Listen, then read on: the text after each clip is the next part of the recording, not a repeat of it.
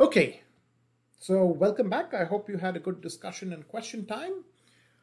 I am going to be working with the LEAPS data a lot, which is in Pakistan. And in fact, if you look down here, you'll see that LEAPS stands for Learning and Educational Achievement in Pakistan Schools. Again, this is a project that I've been doing with Tahir and Rabi at Pomona College and Nasim Khwaja at Harvard University since 2003. So let me give you a bit of context. We are going to focus on Pakistan. Within Pakistan, the province of Punjab. It's the largest province in Pakistan with a population of more than 100 million. And by some measures, its schooling system is the 12th largest in the world, with 14 million children enrolled just in the public schools. So it's a big, big schooling system. Okay. It's also been a hub of school reform, and the link is to an Economist issue on this. And it's home to the largest panel data on learning and schools in a low-income country from 2003 to 2018, which is the LEAPS project. Consequently, it has seen a large volume of research, including on the economics of education. Give you some numbers. Here's the total number of students in Pakistan. 47.5 million students, 27.5 in public and 20 million in private institutions. About 300,000 institutions, out of which about 200,000 are public, 100,000 are private. And here's private schools established in Punjab by year. You kind of see that it's very low till 1988 or so. Remember that the schools in Pakistan were nationalized and then they were denationalized only in 1979. So very little growth till then, but then, increasingly rapid growth as we go along, right? And now every year, maybe 8,000 schools are being set up. Interestingly, the majority are in rural areas. Okay, so is this the future? Well, it is the future. It's also the past, right? So remember, when before the British came, this was the structure of schooling. It was small schools in every village, deeply integrated with the local community. So we seem to be going back to that idea, but this time as what are called private schools. Here's the fees in private schools, and I put this primarily because people seem to think that private schools are mostly for the elite. So public schools are all free. They have a minimal annual admission fees. Private schools charge prices that they determine with little or no regulation or subsidy during the time of the LEAPS study. That's largely still true. But a third group of private schools that are supported through public subsidies has also arisen. They're a much higher share of the market in countries like Chile and now in India, less so in Pakistan. But just to give you some ideas of the numbers, right? I mean, we're talking 40% of the private schools have fees that are less than 400 rupees a year. A month, right? Those fees put you roughly at the daily wage. The monthly fee is like a daily wage of a daily laborer, right? Or put it another way, think about this as 1 cup of tea a day, right? If you compare this to, where I live in Washington, D.C. or European countries, that seems ridiculously low, right? Even the really high charging private schools, we're talking numbers that are nowhere close to high charging private schools anywhere else in high income countries. Okay, so this is important to remember. There's some elite schools, but they're a really small fraction of the population. Now, people think that, we're going to talk about private schools. No, we're not going to talk about private schools. We are going to talk about the choice environment. And what I want to emphasize to you is that the rise of private schools, combined with a traditional emphasis on equity in public schools, has meant that the choice environment today is totally different, right? So here's a village in this context, and what you will see is this is not, what we used to think, which is here's a village and here's a school and here are households and they're all going to go to the school. No, this is a village. I've actually walked this village with children. And if I walk from here to here with kids, it takes me about 15 minutes. But look at the proliferation of schools in this village. There are 2 government schools. They're on the outskirts. That happens a lot of the time. And then there are 5 private schools in this village, right? So these are not people who are considering, okay, what should we do? What do we do with the one school in our village? These are, this house here, they're saying, oh, should I send my kid to this government school or to this private school? How much does this cost compared to this? Is the quality better? Is the walk better? How are the teachers? All these kinds of questions are issues that they are faced with, right? So the rise of private schools, combined with the focus on equity that led to substantial investments in public school construction, has fundamentally changed the schooling environment. More than 70% of the children in rural Punjab now live in areas where they can access multiple schools within a walking distance. Think about that, right? This is the fundamental point, right? The rise of private schools, the fact that we have so many public schools means that there is enormous school choice. This is also true for other countries in South Asia and urban Africa, but not necessarily rural parts of, outside in all countries. It's possible that this trend will spread to other countries, but harder to tell post-COVID. And I think this is something we should be keeping an eye on. So you can read more about the context in various papers describing this education system. I've linked 3 of them for you, and I hope you'll follow up there. Now, so what we have got to is that these markets are characterized by multiple schools within the same geographical area who differ in their characteristics. Okay? Consumers are going to choose based on these characteristics, leading to an allocation of market share among schools. So let's think, let's think very simply about how this works. Take a simple idea. There are 2 schools here, school 1, school 2. There are a bunch of households.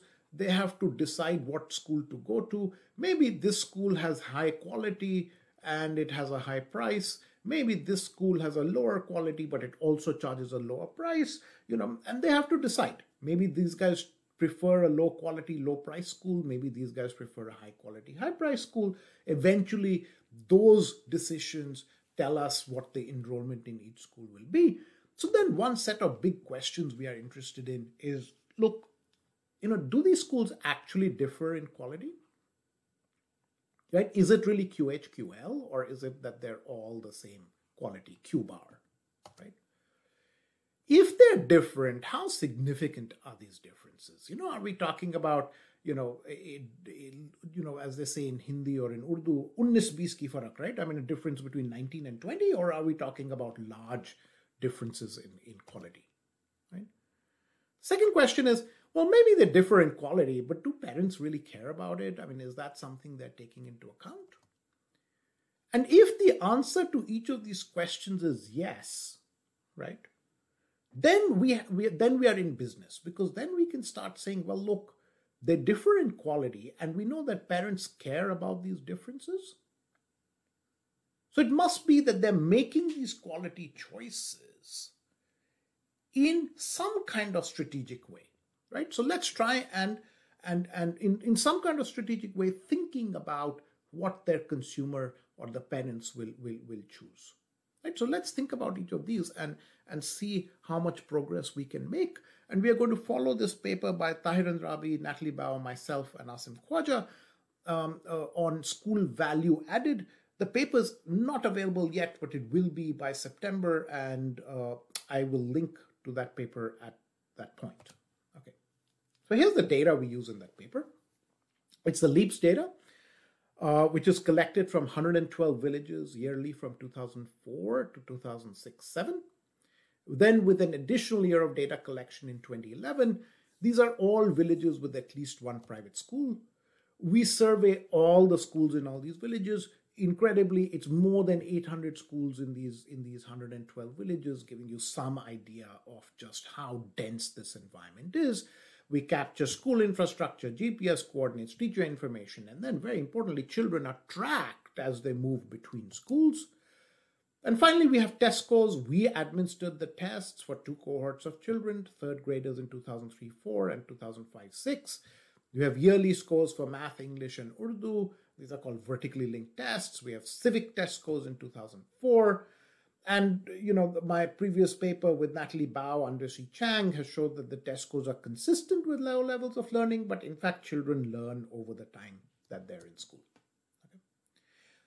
Starting from there, we define school quality as school value added, which is a test score based measure of quality. How do you define that? You say, well, school value added is the increase in test scores that a randomly selected child will experience in the school.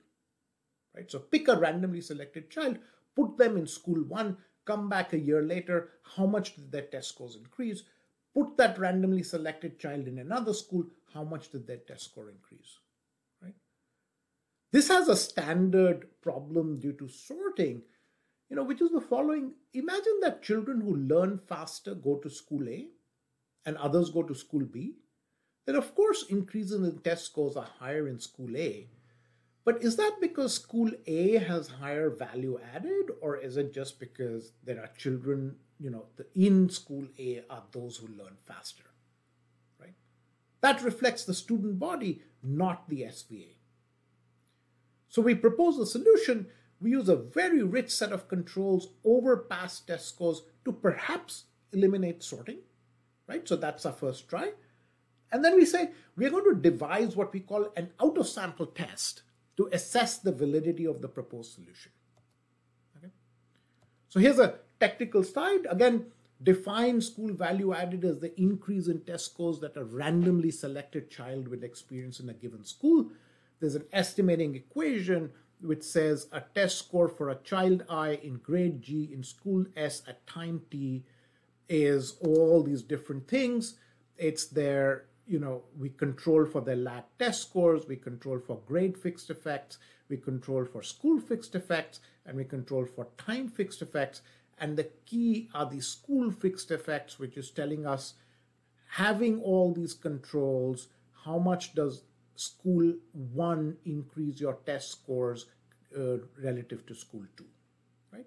There's some technical work that needs to be done because these variances of alpha S that we get, it's going to have error in it. So we use something called empirical Bayes to shrink the estimates. And if that's something you're interested in, again, you should look at the paper on how we do that.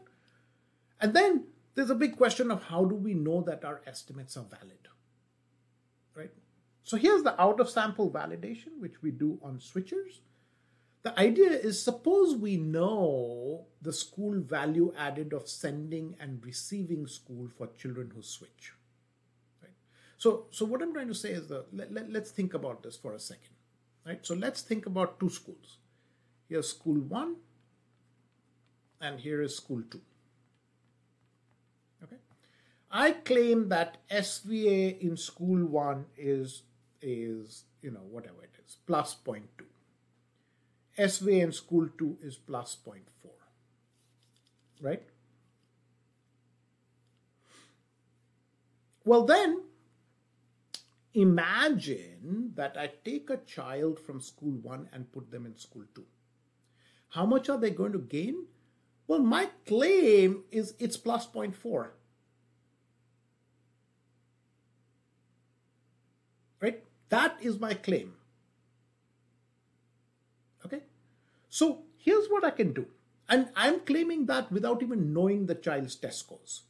So now I say, let me look at children who are switching. Suppose they had a score of 0.3 in school 1. After 1 year in school 2, how much should their score be? It should be 0.7. How much is that gain? Plus 0.4. So if I regress this gain among children and compare it to the school value added, it should be identical. That says I can put here the gain among children and the school value added of the school they switched to. And if it's plus 0.4 here, I should get plus 0.4 here. If it's plus 0.2 here, I should get plus 0.2 here. In essence, what I'm saying is, in that, if I regress this gain on this SVA, I should get a coefficient of 1. So that's my first test, right? And then we become, somewhat more sophisticated as we move along. and do a couple more things that I will leave for you to look at in the paper. But the flavor is very much the same. The key from all of these is that our SVA measures are valid and unbiased. And I want to emphasize, it's worth thinking through one picture on what this looks like. Here's that number, right? This is before children switch schools. And you can see that there is nothing happening in how much they're gaining test scores relative to others. So it's not that they're switching schools once their gains are different. And nothing, it doesn't predict where you will switch. Here's the year of the switch, right? So you can see that in the year of the switch, I can predict there's our coefficient 1, right? Remember that coefficient 1 comes from the fact that I'm comparing plus 0.4 to plus 0.4, plus 0.5 to plus 0.5. That's saying I can predict perfectly how much test scores a child is going to gain when they switch schools by just knowing the school value added of the school. I don't need to know the child's test scores, right?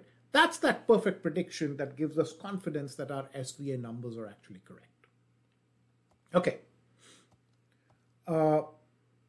We don't need to worry about this. So, how much does school value added vary? An enormous amount. Schools are very, very different in the LEAP sample. So if I attend a private school that is 1 standard deviation, so here's the private school distribution, this one here, and you can see there's some terrible schools, right? And there's some schools that are much, much better. And in fact, if you attend a 1 standard deviation better private school, your test scores are going to go up by 0.21 standard deviations. If you attend a 1 standard deviation better public school, it's going to go up by 0.32 standard deviation. So the variation in quality in public schools is actually higher than the variation in quality in private schools. That's very interesting. And I'll show you it's coming entirely, it's not coming at the top. At the top, good public and good private schools seem to be the same. It's coming from the bottom. There are lots of bad schools that are public. There aren't that many bad schools that are private, right? So let's look at that. So here I've plotted all 112 villages in LEAPS, and I've plotted them sorted by the average school quality. Okay? So this is a village that's not great. This is a village that's really, really good.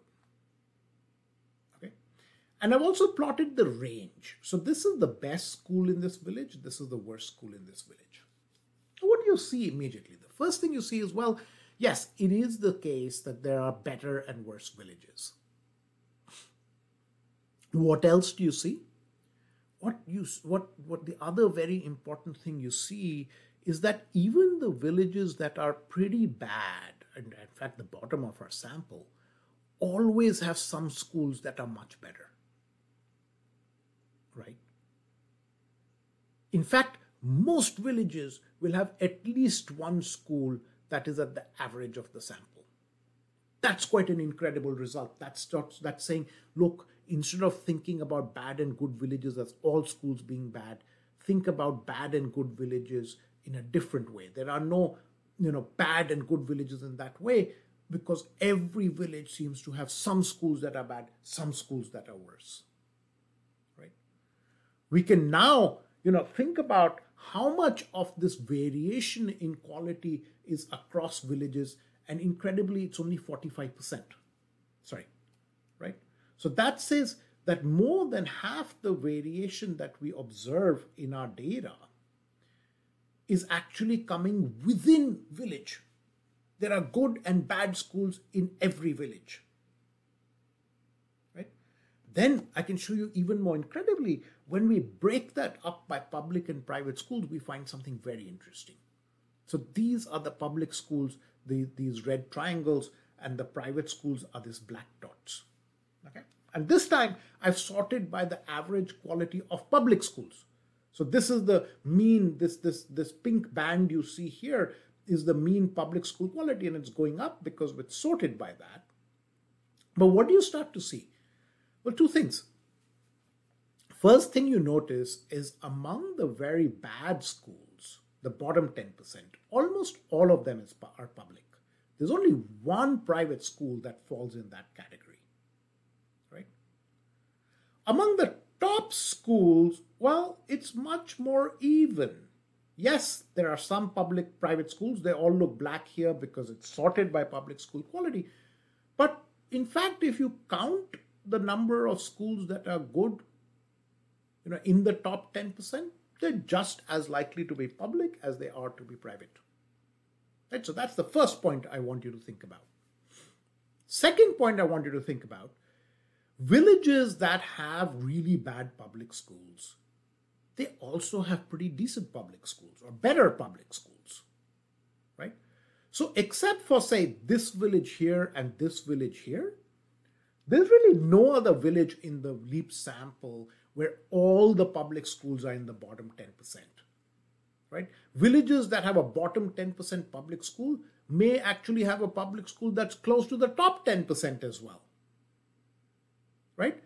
And villages that have really good public schools may have schools that are equally bad, right? So now we see this full characterization of the data, which is very different from what we had thought before of single schools, of, constant distributions. This is saying, no, there's just enormous variation in quality in our villages. And this variation in quality implies that within sector, within public sector, within private sector, there is massive variation. What does that imply? Let me give you one example of what that implies. Right? So let's just think about a question that people often look at. What is the difference between public and private schools? Well, you can see that, I don't know, right? So if we say, oh, I'm going to compare this government school to this private school, right? I'm going to get an effect of +2. If I compare this public school to this private school, I'm going to get an effect of +8. Instead, I could compare this public school to this private school, in which case I'm going to get an effect of -4, right? So there's no way of saying, hey, this is the difference between public and private schools. We can say on average, here's the difference, but how meaningful is that, right? Because we might want to think about a policy that moves children out of the worst government schools into private schools, or we might want to think about a policy that moves children out of the worst private school into the better government schools, right? So are these variations large? Yes, absolutely. If we are moving children from all public schools to the best private school in the village, if they're coming from, the best public schools, you can still get effects of -0.1 standard deviations.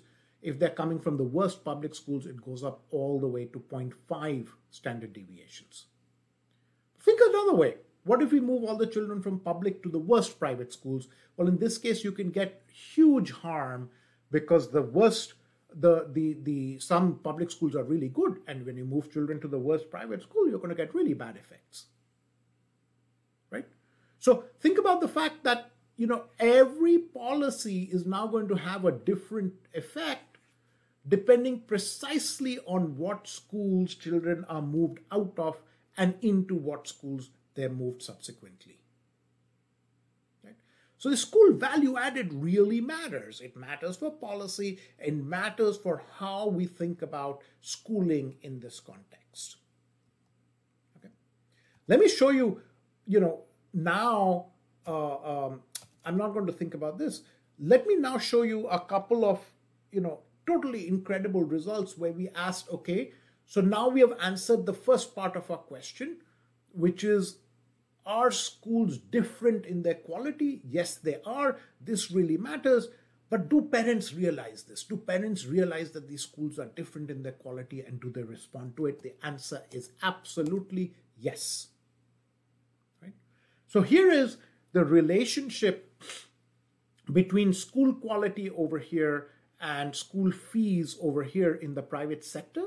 And what you see is very clear. The higher the school value added, the higher the fee of the private school. The numbers are quite incredible. Remember that the average private school is pretty low fee. You are getting, you're moving from, if you're, at the low end of this whole business, you're charging a fee of about $1,200, but if you're at the higher end, you're charging a fee of about $1,500.